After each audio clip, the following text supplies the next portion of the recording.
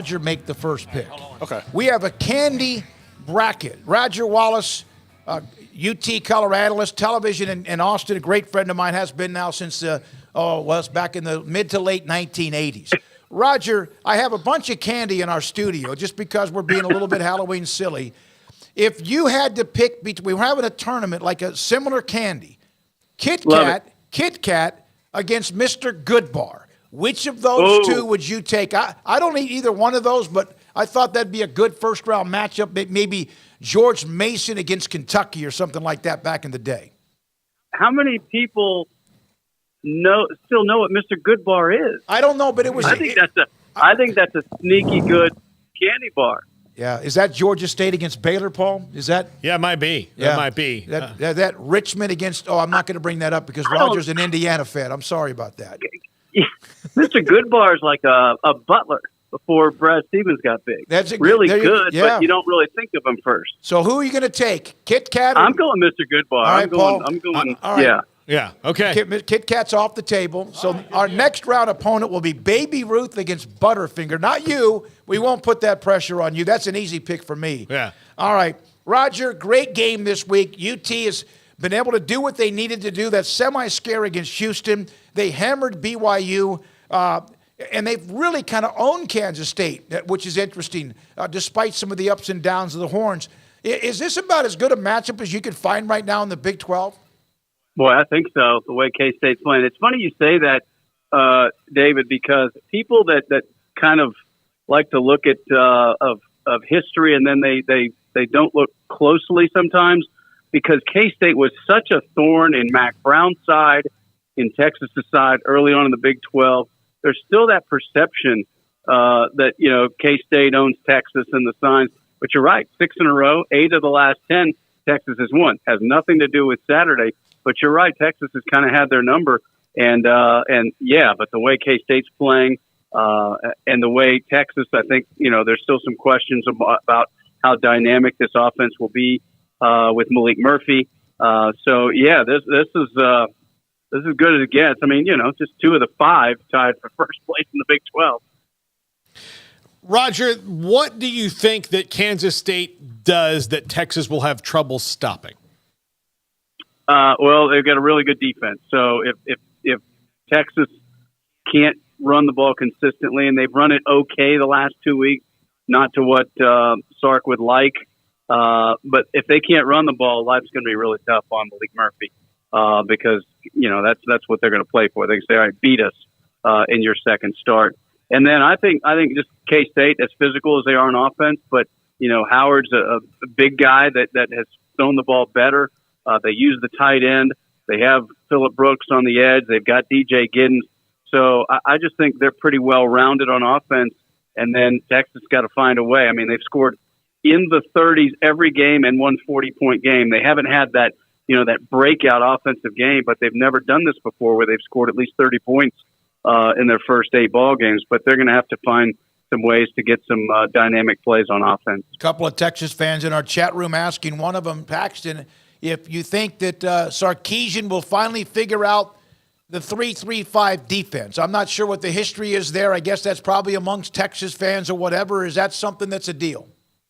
Well, yeah, I mean, that's the TCU and Iowa State. Yep. And they've had success and they've also struggled against both of those defenses. So, yeah, I thought the question was going to be, will he figure out ... red zone offense. There you go. And goal line offense. That's what's got him up at night. And I'm sure he bites his tongue when talking about it because I'm sure he's as perplexed as anybody how a team that moves the ball as well as they do between the 20s can't quite figure it out. But I don't know. I don't know about that specific scheme as far as Sark's worried about the 3-3-5. I mean, he game plans every defense and he's had a certain amount of success against those guys, and vice versa. He's had some trouble with those defenses and other defenses as well. Roger, what do you think the red zone formula is going to be? Boy, I mean, it's win at the line of scrimmage. I mean, they against OU they brought in Byron Murphy and Tavondre Sweat, a couple of defensive tackles, and if you watch those plays, they never found anybody to block. And so, and then on this occasion, Saturday, Murphy goes to the second level to block. Now, the second level's only a few yards off the ball, but he doesn't get anybody at the point of attack, and that's where Texas gets stopped. So if they're going to go with that big package, they got to make sure they get as they say, a hat on a hat and find a way. But the play, they've tried to throw it. They threw the slant to Worthy on the fourth down. Mm-hmm. They threw that little tight end pass to Sanders on the fourth down. He got tripped up. So it's almost like gets kind of contagious. Things just don't work. They don't really throw a fade that well. And so, that might be one of the issues. But I think it's just winning at the line of scrimmage is the kind of the where it starts. I saw at Malik Murphy early on, he had some resiliency because he threw the pick early and eventually came back. And, again, he's young, he's raw, he's obviously very dynamic. What will they do? Sometimes I've seen, this is back in the days, maybe it's just me, when a player has come in for UT and people are thinking, okay, you got to be conservative, they've been even the opposite. They've been very aggressive. You think they might do that against K-State with him? Yeah, and they did it to a certain extent. He threw the ball every down on their first possession that, they got a first down and ended in punt. And I think even their second possession, they threw a lot. Now, remember, they had the punt return for the touchdown. So, that obviously helped to get that early lead. But yeah, I think Sark knows they're going to have to throw the ball. They didn't get over the top with their receivers this past week. So he loves throwing over the top. A lot of it's not worked, but they've hit a few. But I think definitely they've got to find a way to soften up that K-State defense, or it's going to be a long day for Jonathan Brooks and C.J. Baxter and those guys. How do you think they'll handle the two quarterback thing? Well, it was more Howard on Saturday, but Johnson is so fast. That's the thing that jumped out. So, as soon as he gets in the ball game, how can you not think, all right, he's running? So then, you get creative on offense. He goes play action or something like that. And then Howard's so big that he's not the dynamic runner, but, he can kind of lumber his way to make positive yardage and pick up a first down and things like that. But they've been pretty good on defense with, Howard. It's the off-schedule quarterback runs that have hurt Texas with Milroe and, against Alabama and some of those things. It hasn't been, the designed quarterback run. So I think they'll be pretty buttoned up on that. Roger, many people in the comments here about Texas needs to run the damn ball, pound the rock. They have the dynamic in Jonathan Brooks, who's among the best in the country. Obviously, Baxter, the elite freshman, among others. Is that? They're running the ball well. Why is it? Are they sometimes trying to maybe think themselves? Oh yeah, I think you can always accuse a coach when you think run, and then they try to hit one, and they throw a lot of deep balls on first down, to try to obviously catch the defense. And then when that doesn't work, then you get into that 2nd and 10. Are you going to probably run it on 2nd and 10?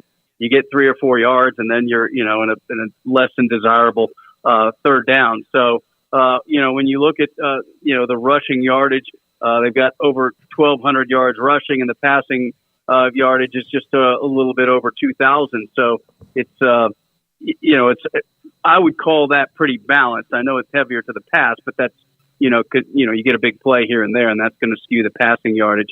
But yeah, I think they want to run the ball better than they did the last two, and I think they'd be more than happy to turn this in. I referenced, you guys remember last year's end of the Baylor game when it, turned all run. Mm-hmm. And so, but they've got to be able to beat them through the air. They've got to keep that defense honest. I don't think it's just as easy as pound it at Kansas State, because that's what Kansas State is going to be playing for. Malik Murphy puts his heels on the end zone, on the end line, and lets it go. Where does it land? I think he can go maybe. I haven't seen him air it out like that. We don't get a lot of looks at practice, but I think he can probably throw 65 in the air, maybe. That's my guess. Question is, can he, out throw receivers or vice versa? Now, the throw against, that first touchdown, and I realized Mitchell was wide open. He got behind the defense. But still, how many quarterbacks, especially young guys, would throw that. So Mitchell, by the time he's under it, he's out of the end zone. It's just, the fact that he put enough air under it and still let Mitchell go make a play. To me, that said a lot for an early throw in his first start. And Sark always says he's a natural passer. And so I think that's one thing that, a freshman, and he was kind of a mystery. He came in as a 5-star guy, but he was always hurt. And so nobody really knew what to think of him. And now you get Arch Manning to come in. All right, well, when's Arch going to take over? Well, you got this other guy that's now healthy that Sark really likes. And, he's going to play the guy that he thinks at that moment is ready. So it'll be interesting, guys, because, does he make the jump from week to week, or does the defense have a full game of tape? And so do they, make some adjustments to him that obviously BYU didn't have a full game of tape. They just know what Sark likes to do. Which brings me to this. Right now, Malik Murphy is still someone, and I hope for the rest of his career in college, admired by the University of Texas fan base for his patience, for not bolting when a lot of people would. In fact, one of the players on his roster, somebody that bolted from somewhere else, and Quinn Ewers. In the end, if Malik has any kind of crack here or that doesn't quite work out, do you still think he'll remain at Texas? I hope he does, because I'm not real big about guys leaving if they don't get what they want. I don't know. I mean, let's say he plays 2 or 3 more weeks, and if Ewers comes back and he's good, what's going to happen in the off season with other programs? Now they've got a body of work to base it off of, not about his high school resume. And then what happens? Let's just say Ewers is not here next year, because if he's here next year, then throw your arms up and anybody try to guess what's going to happen with that quarterback room. I think it would just be a guess. But if it's Malik and Arch Manning, and then they've got Trey Owens coming in, I don't know. I mean, yes, you really admire someone that would stick with it, but you can't blame anybody also for looking for opportunities. And I don't know if it's a case where you go through spring and see how it's going to play out. But that's a really good. I'm sure every Texas fan is wondering that exact thing now that he's going to start his second game, and I don't see any reason why, unless he really struggles, I don't see any reason why all of a sudden they're going to decide, oh, we think Arch is more ready than he is, so therefore, it's a clear-cut delineation between Ewers, Murphy, and Arch Manning going into the offseason. Yeah, Roger, before the season started, I said that if Quinn Ewers is in the draft, it's probably really good news for Texas. No question. I know it. It sounds kind of, most schools would be like, no, God, please let him stay as long as he can. But I would think that if he winds up in the draft, then that means, especially just given where the season stands at this exact moment, that means they finish pretty strong. Yeah. I totally agree, and I think in their heart of hearts, when they're sitting in rooms with the doors closed, that was the plan that they see happening, is that he's got his 3 years. He's eligible. He's not projected terribly high right now. It's kind of dropped a little bit, but that can all change. And then you have to go figure it out. And I don't think Sark worries about figuring it out, because again, he's in the business of winning games, not of hurting feelings.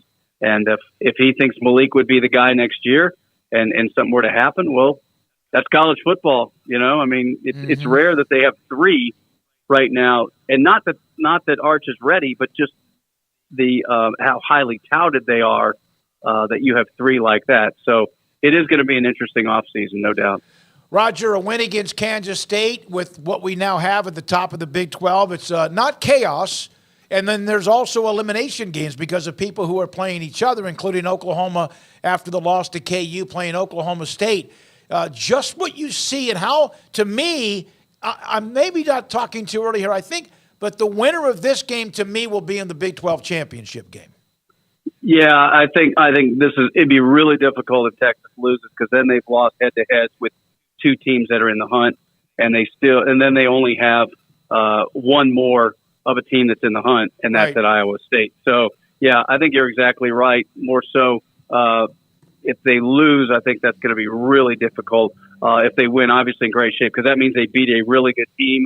Now you're going on the road to TCU, which has been a tough place lately, although they did win in Sark's first year up there. And then gosh, that Iowa State game looks a lot different now than it did a month ago. So, but yeah, you win this, you're a pretty confident club going up to Fort Worth with a win over a really hot K-State team to get to 8-1. Enjoy it. I know you will. Keep up the great job, young man. Thank you, Roger. Appreciate your time.